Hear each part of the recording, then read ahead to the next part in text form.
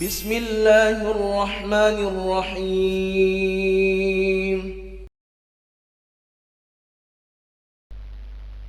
إن الحمد لله نحمده ونستعينه ونستغفره ونعوذ بالله من شرور أنفسنا ومن سيئات أعمالنا من يهده الله فلا مضل له ومن يضلل فلا هادي له أشهد أن لا إله إلا الله وأشهد أن محمدا عبده ورسوله اللهم صل وسلم على نبينا محمد وعلى آله وصحبه أجمعين فيا عباد الله أوصيكم وإياي بتقوى الله فقد فاز لمن اتقى فقال الله تعالى في محكم تنزيله يا أيها الذين آمنوا اتقوا الله وقولوا قولا سديدا يصلح لكم أعمالكم ويغفر لكم ذنوبكم ومن يطع الله ورسوله faqad faza fawzan azima.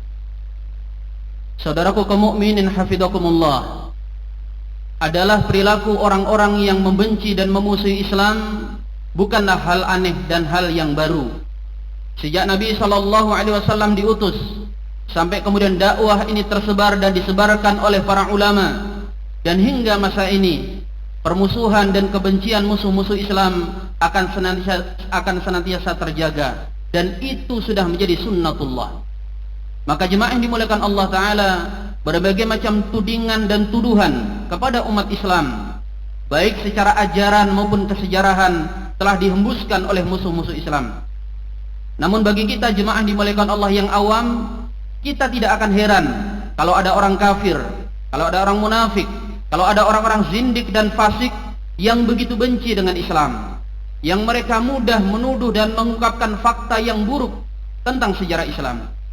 Tapi yang membuat kita bingung adalah ketika ada tokoh-tokoh Islam, mereka yang bergelar kiai, mereka yang disebut ajengan, bahkan yang dipanggil ustadz, bergelar dengan gelar yang mentereng, kemudian mulutnya berbicara tentang sejarah keburukan Islam.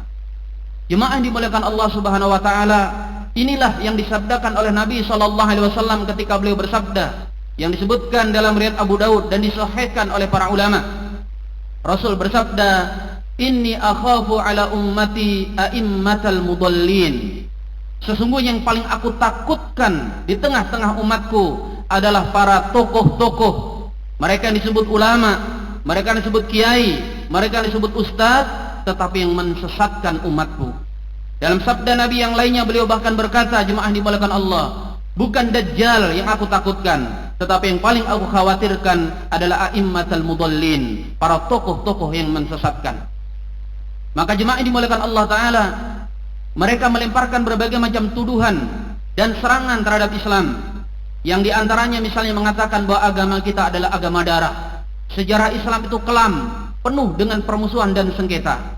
Padahal jemaah yang dimuliakan Allah Subhanahu wa Ta'ala, dari mana mereka tahu fakta-fakta itu kalau tidak dari ulama-ulama kita, dari kejujuran ilmiah yang dituliskan dalam kitab-kitab para ulama. Tetapi itulah agungnya Islam, jemaah yang dimuliakan Allah. Setiap tuduhan pasti ada jawabannya, setiap kecurigaan ada penjelasannya. Hanya kembali kepada Anda mau mengikuti versi orang-orang zindik dan munafik, atau Anda menerima penjelasan versi para ulama. Jika dikatakan Islam agama darah, jemaah yang dimuliakan Allah, mereka mengungkapkan fakta-fakta tentang peperangan-peperangan yang terjadi di zaman Rasul SAW. Mereka katakan bahwa Rasul berperang di tempat ini, menyerang di tempat itu, dan seterusnya. Demikian juga dengan sejarah kekhalifahan Islam yang konon penuh dengan trik dan intrik. Ada khalifah yang dibunuh oleh anaknya sendiri. Bahkan antara sesama umat Islam berebut kekuasaan dan saling bermusuhan karena politik. Jemaah dimuliakan Allah, tidak perlu ragu dan galau, tidak perlu khawatir. Jawaban atas semua tuduhan itu telah disebutkan oleh para ulama dalam kitab-kitab mereka. Hanya kita tidak mau mengaksesnya, atau sebagian orang sengaja menutup jawaban-jawaban itu. Jemaah dimuliakan Allah, lewat mimbar Jumat yang mulia ini, kita jawab di salah satu tuduhan itu. Mereka mengatakan Islam sebagai agama darah. Mari kita jawab, jemaah dimuliakan Allah, seberapa banyak darah tertumpah dalam sejarah Rasulullah SAW? Benar bahwa di masa Rasulullah, beliau terlibat dalam tidak kurang 23 kali peperangan. Tetapi perang dalam Islam bukanlah perang untuk memaksakan agama, karena jelas itu bertentangan dengan ajaran Nabi SAW dan apa yang termaktub dalam Al-Quran. Karena tidak ada paksaan dalam agama. La ikraha fid din. lakum dinukum waliyadin. Itu konsep-konsep yang kita semua sudah sama pahami. Lalu bagaimana dengan peperangan-peperangan itu jemaah dimuliakan Allah? Perang dalam Islam adalah perang untuk mempertahankan diri, untuk menjaga eksistensi agama dari musuh-musuh yang hendak menghancurkan dinullah. Maka Rasul harus turun ke gelanggang. Tapi jemaah dimuliakan Allah, perlu kita tahu bahwa peperangan dalam Islam jauh lebih manusiawi, jauh lebih menjaga harkat martabat manusia, bahkan musuh sekalipun melebihi manusia modern hari ini jemaah dimuliakan Allah. Itu kenapa dalam aturan fikih Islam, dalam peperangan tidak boleh menyerang musuh sebelum memberikan waktu 3 hari. Tidak boleh menyatakan perang kecuali untuk hal-hal yang telah jelas bahwa itu diizinkan dalam syariat agama. Kemudian tidak boleh ada mutilasi, tidak boleh ada penyerangan terhadap tanam-tanaman dan menebang pepohonan, tidak boleh menyerang tokoh-tokoh agama tertentu, dan seabrek aturan berat yang lainnya jemaah dimuliakan Allah.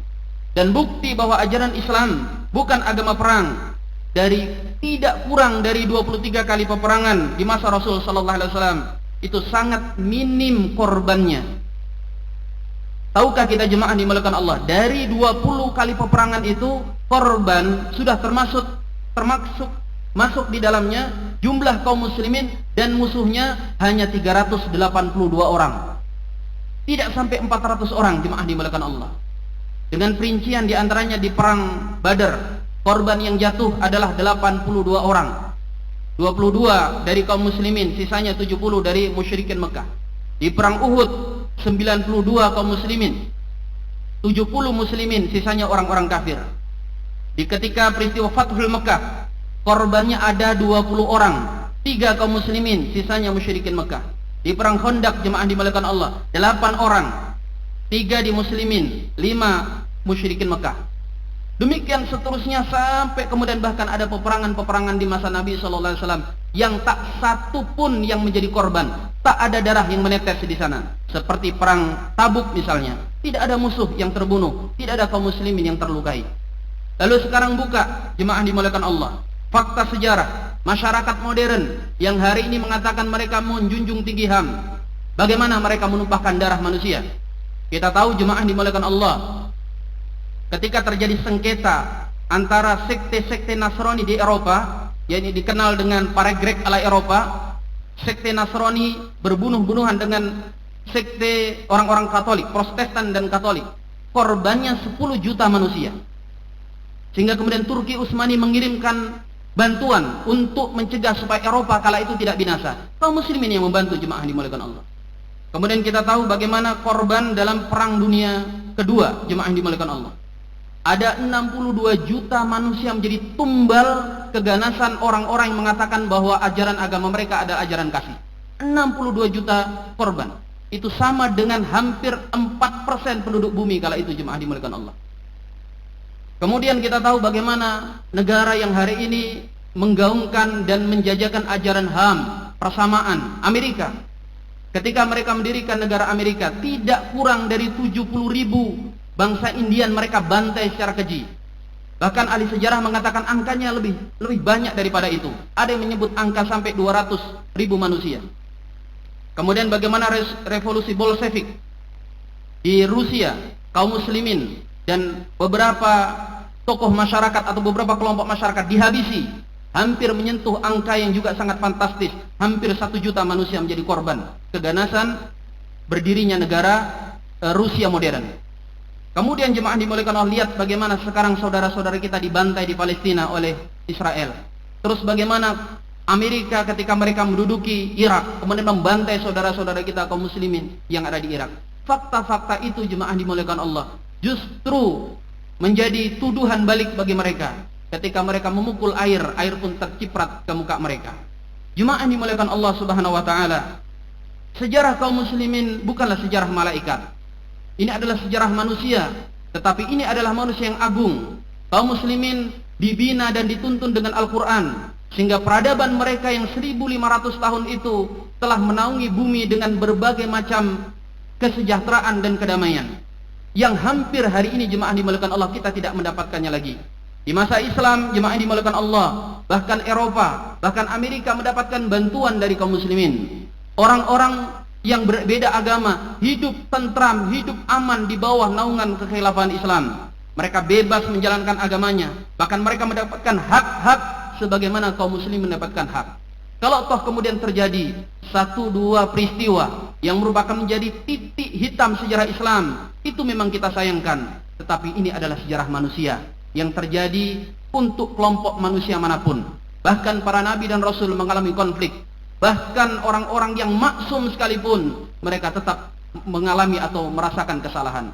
Kita memohon kepada Allah Subhanahu wa taala, semoga Allah menjaga kita, menjaga anak-anak kita, menjaga kaum muslimin dari fitnah, keburukan dan tuduhan musuh-musuh Islam. Amin ya Allah ya rabbal alamin. Barakallahu li wa lakum fil Qur'anil azim wa nafani wa iyyakum bima fihi minal ayati wa dzikril hakim. Fataqabbalallahu minni wa minkum tilawatahu innahu huwas samiul alim. Aqulu qali hadza fastaghfirullah innallaha huwal ghafurur rahim.